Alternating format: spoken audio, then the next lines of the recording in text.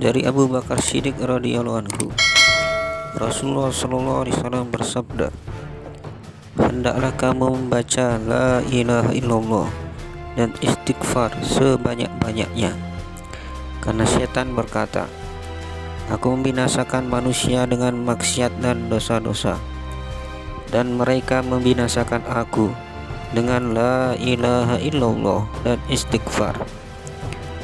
Apabila aku melihat mereka berada dalam keadaan selamat, maka aku binasakan mereka dengan hawa nafsu, yakni dengan perbuatan bid'ah, sehingga mereka mengira bahwa mereka berada di atas petunjuk." Hadis riwayat Abu Ya'la.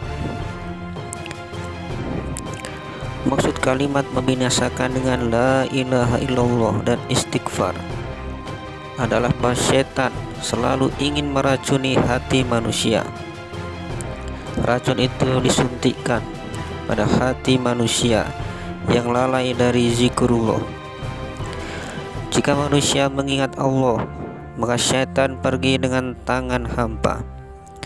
Zikrullah adalah alat pembersih hati manusia, seperti dinukilkan dalam kitab Miskat bahwa Rasulullah sallallahu alaihi wasallam bersabda, "Bagi segala sesuatu ada pembersihnya, dan pembersih hati adalah zikrullah." Demikian juga mengenai istighfar yang diucapkan berulang kali dapat membersihkan hati dari segala kotoran dan karat. Abu Ali Dakak rahmatullah alaih berkata, apabila seorang hamba menyebut la ilaha dengan ikhlas, maka seketika itu juga hatinya menjadi bersih. Kemudian ketika ia menyebut illallah, maka muncullah cahaya di hati yang bersih itu. Dengan demikian segala usaha setan akan sia-sia.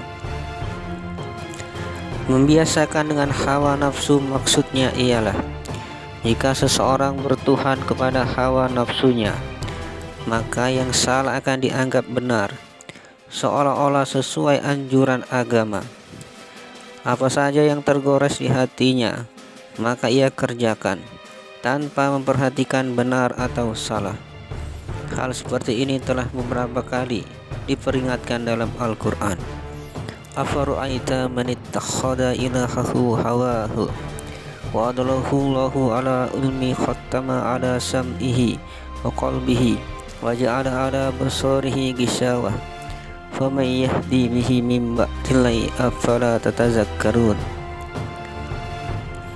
Apakah engkau mengetahui orang yang menjadikan hawa nafsunya sebagai Tuhan, dan Allah membiarkan ia sesat sesudah ia mengetahui, dan Allah menutup rapat pendengaran dan hatinya, dan dia menjadikan penutup terhadap pandangannya, maka siapa lagi yang dapat memberinya petunjuk selain Allah? Apakah mereka tidak mendapat pelajaran? Quran Surat Al-Jathiyah ayat 23. Dalam ayat lain Allah subhanahu wa ta'ala berfirman, "Waman adallu mimman ittaba'a hawahu bighairi hudam minallah innallaha la yahdil qaumal zalimin."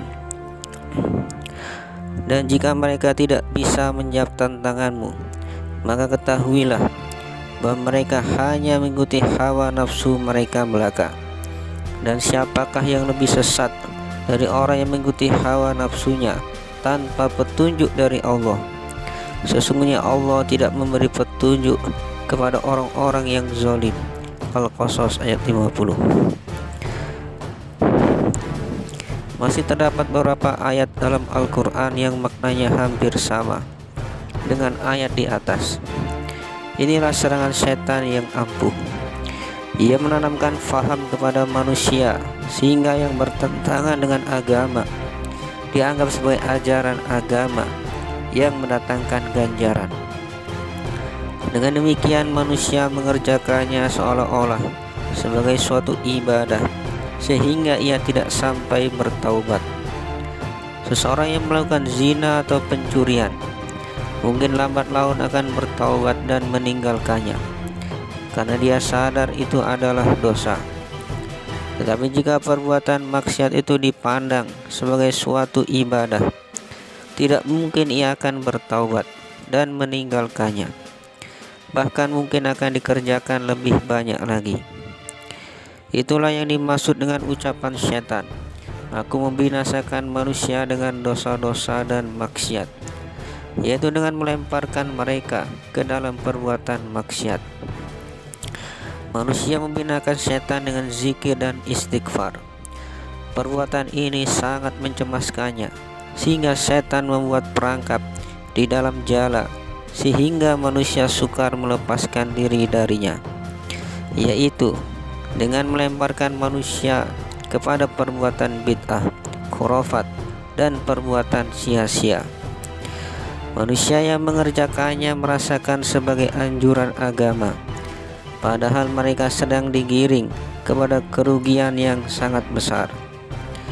Oleh karena itu, kita harus mengikuti jejak langkah Rasulullah SAW dan para sahabatnya.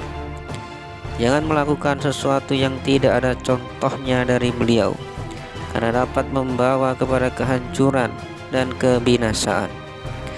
Imam Ghazali rahmatullahi alaihi mengutip keterangan dari Hasan Basri rahmatullahi alaihi bahwa ia berkata, "Suatu riwayat telah disampaikan kepada kami bahwa setan berkata, aku telah membinasakan umat Muhammad dengan mengajak mereka ke dalam perbuatan dosa.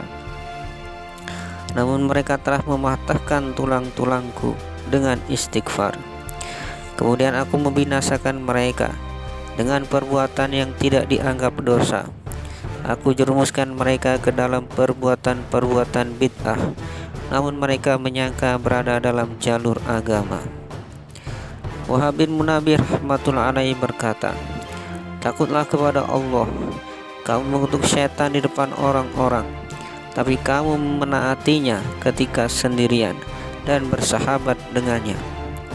Sebagian ulama sufi berkata, "Alangkah anehnya mereka yang telah mengetahui dan mengakui akan karunia Allah yang Maha Pemberi karunia, tetapi masih mendurhakainya, juga mengetahui permusuhan dan tipu daya setan, tetapi masih menaatinya."